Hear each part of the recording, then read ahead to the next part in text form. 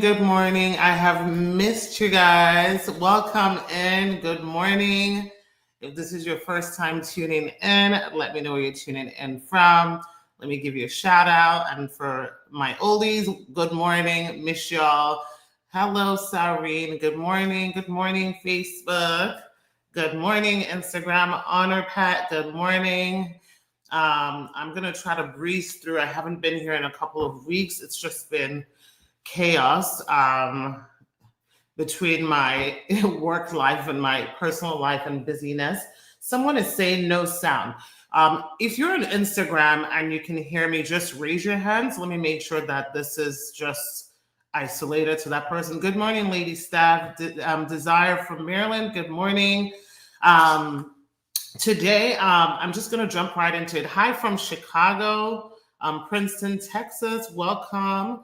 I'm just going to jump right into it. And, a topic that I've been wanting to talk about.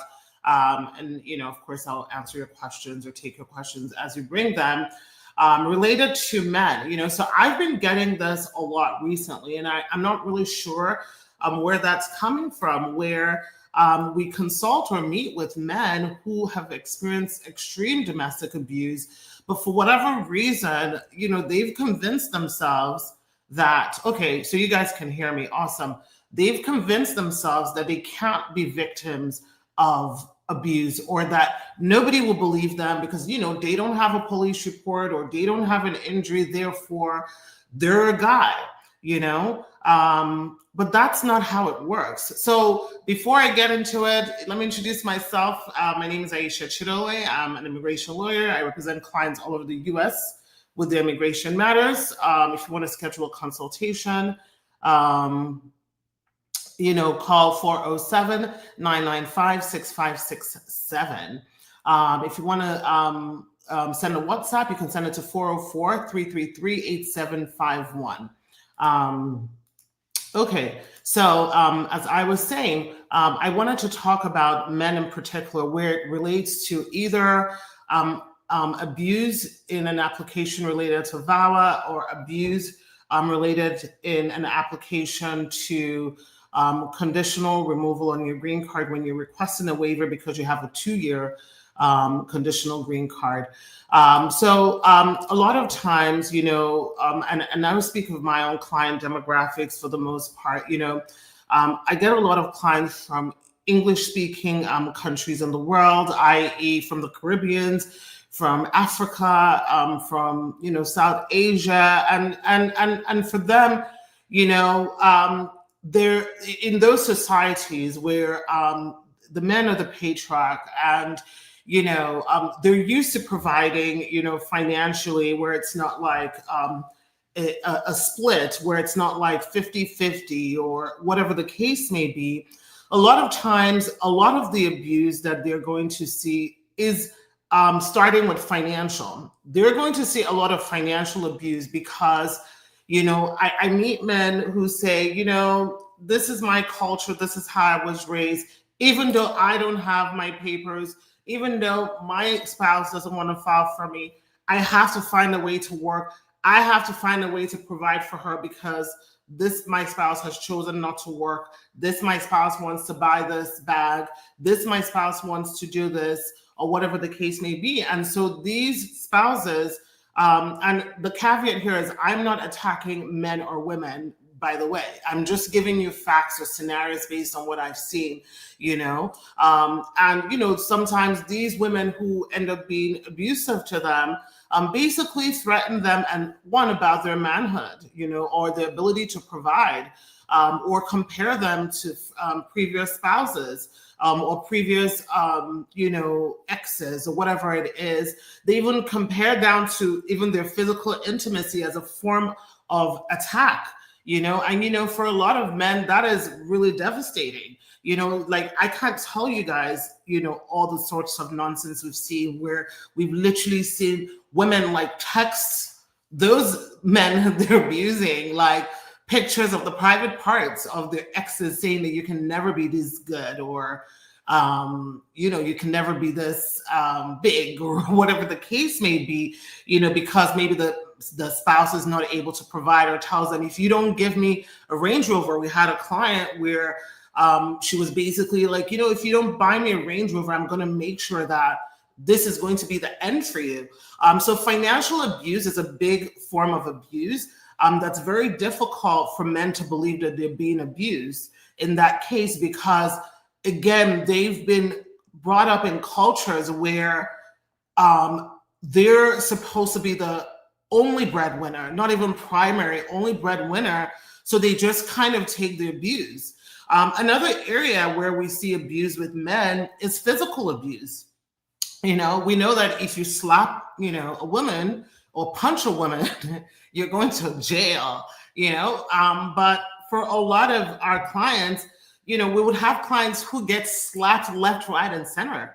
And they'll say, well, she only did it one time, or she did it twice, but she's still a good person. And nobody's saying that your spouse is not a good person, but just think about it and change the genders. He only slapped me once. He only punched me twice, but he's still a good person, right? And that's how I try to help men see that there's really no difference between a woman punching and slapping you versus a man punching and slapping you. Those are both forms of abuse.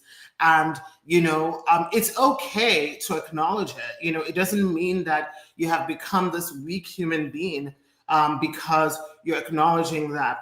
And then, you see a lot of emotional and abuse coming from, women towards men. Again, like I mentioned, with comparing, or if they have children, making comments about maybe their children that they don't have with them, or who they are as fathers, just as a means to bend them to their will, or to get them to behave or do the thing that they want to. And then you also see it in the form of control.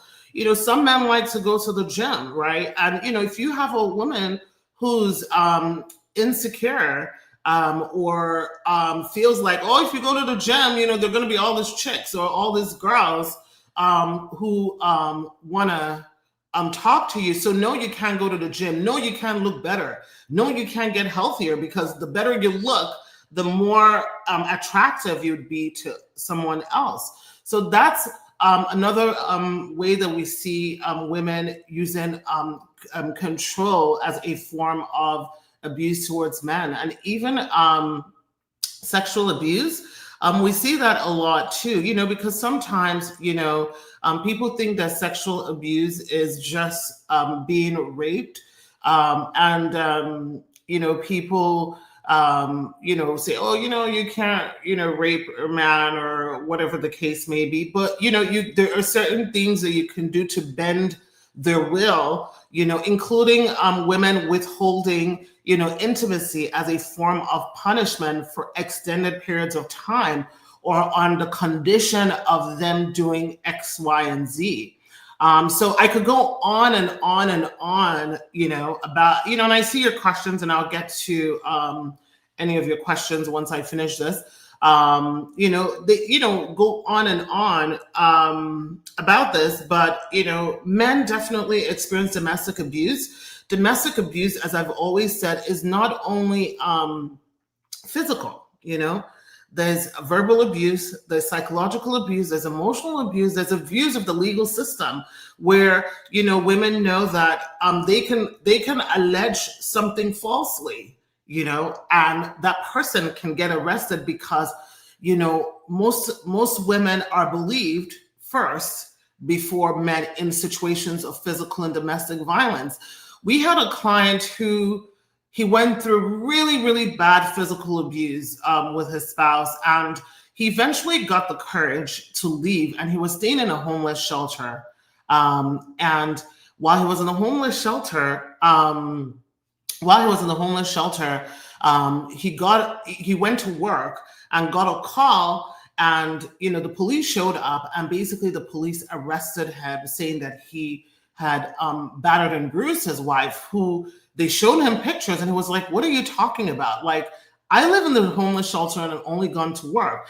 And I remember like they went through trial, and of course he was found not guilty because he had all his alibis and evidence that he was not even there. But it didn't stop them from arresting him and putting him there, just because, this was something that they were accused of. So, if you are, if you are a man and you're going through some of these things, I know that there's a lot of shame in acknowledging this is happening, because again, culturally, it's not the norm. But, my job here is to tell you what the law is and what it provides if you're in that scenario. Sometimes people say, oh, you're telling people to leave their spouses. I'm not telling people to leave their spouses. Anybody that knows me knows I love love. Like, I love my husband. I love watching romantic shows. I love Korean drama that's about romance. But at the same time, I have a job. And my job as a legal advocate is to tell you what the law is and what makes you eligible for something, because that's literally my job. So that's why, I come on here and try to educate you. Yeah. Someone says, can I get someone pregnant while my VAWA case is pending? Let me rephrase your question. Are you saying basically that if you have a child while your VAWA case is pending, can that affect your VAWA case? No, it's not going to affect your VAWA case, because you're not filing a marriage-based case saying that you're committing infidelity. If you're filing a VAWA case, it means you have marital conflict and you're most likely not with your spouse. However, if you have a VAWA case, you understand that while your case is pending, you cannot remarry. If you divorce while your VAWA case is pending, that is fine, but you cannot remarry until they make a decision on your case. Okay. How long does the biometrics appointment? I don't know the question you're asking, but if you're asking how long it takes to get a biometrics appointment, I can't give you an answer because it depends. Every case is different. Every filing, is different. So it just depends. Okay.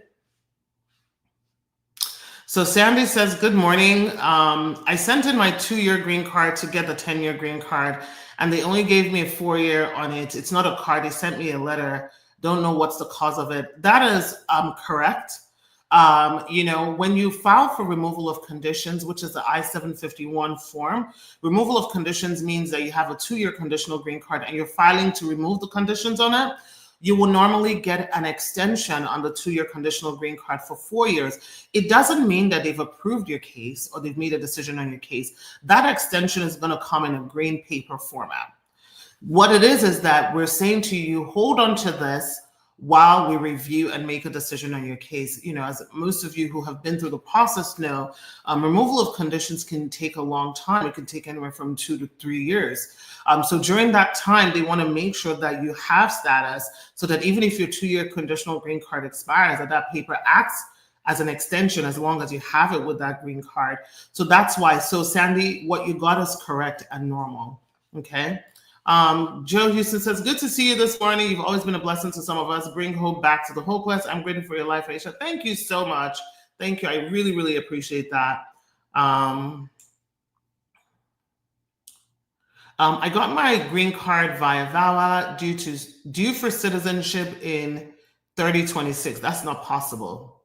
Do you mean 2026? Maybe you mean 2026. Can I remarry prior to applying for citizenship? Yes. After you've gotten your green card, you can marry whenever you want to marry. The marriage requirement is only related to, if your VAWA case is pending. Someone is saying, if I have a 2-year conditional green card and I applied for the 10-year conditional green card, can I travel on it? A green card allows you to travel. Now, Sandy, I don't know your personal story based on this Facebook handle, so I can't tell you personally, but a 2-year conditional green card holder who applies for a 10-year conditional green card holder is still very much a citizen, a green card holder, and you can still make international travels as long as you do not have any criminal record. As long, and I mean any. In this administration, we're seeing people who had criminal records from 15 years ago being stopped, at customs and borders. So if you do not have any criminal record, or if you do not have any potential removal hearings because of something else that hasn't been closed, you are free to travel. Now, are there some times where they could call you for secondary inspection to review just your case? They can, just the same way that they can do that to a 10-year green card holder. That can happen, but you're allowed to travel and you will be allowed back in as long as you don't have those conditions I said. If the question is, can you use that letter to travel? You can use that letter of extension as long as you also have your expired green card with you. You want to hold both of them together because that allows them to do the math to determine the 4 years. And something that a lot of people make a mistake on, which I want to point out because it's very important, is that the 4-year extension starts counting from the date of expiration on your green card. So if, for example, let's say your green card expired in 2020, and you just never applied for removal of conditions until 2024, right? The 4-year extension would have expired. You would need to go get an added stamp at the USCIS office to give you 1-year extensions in increments. So it is important to remember that the 4-year extension that you get with your receipt notice on an I-751, which is to remove conditions in your green card, you start counting it from the date on the actual card when it expired. So if the card says it expired on July 22nd, 2025, the 4 years will expire on July 21st, 2029, okay? Someone said, please, any penalty for abandoning CEAS? I don't know. Because I would need a little bit more to understand your question. Are you saying, will you be able to revive it, or you just don't care anymore? If you just don't care anymore, it's what it is. But if it relates to reviving, I would need to know a little bit more. Okay. Okay. How can I get a consultation with you in matters unrelated to VAWA? As long as it's related to family immigration and it's something that we represent clients on, you can call our phone number, which again is 678-325-1037 or 407-995-6567. It's also in my profile, so you should be able to see it then. After your interview, do you have to pay for the green card? The answer is going to be, it depends. Are you doing consular processing or adjustment of status? If you're doing adjustment of status, the answer is no. If you're doing consular processing, after they approve you for an immigrant visa, whether it's spousal visa or family immigrant visa, you have to pay for the green card, which you're not going to get until you come into the United States. All right, guys, I'm sorry that this was really short. I have to log off. But if you have any questions, definitely, schedule a consultation. I'm going to answer this question really quickly for somebody, because there might be other people that have this question. Said, I saw 2 mistakes in my packet that was sent to USCIS. How can my attorney correct that? The answer will depend on what the kind of mistake is, and what kind of filing you have. If it's a normal base filing and it's typographical errors, that can be corrected through e-service request and just say typographical errors. If it's a bit more substantial, like a letter can be sent with the mistakes or corrections via mail once you have your receipt notice, so that they can associate it with your your filing.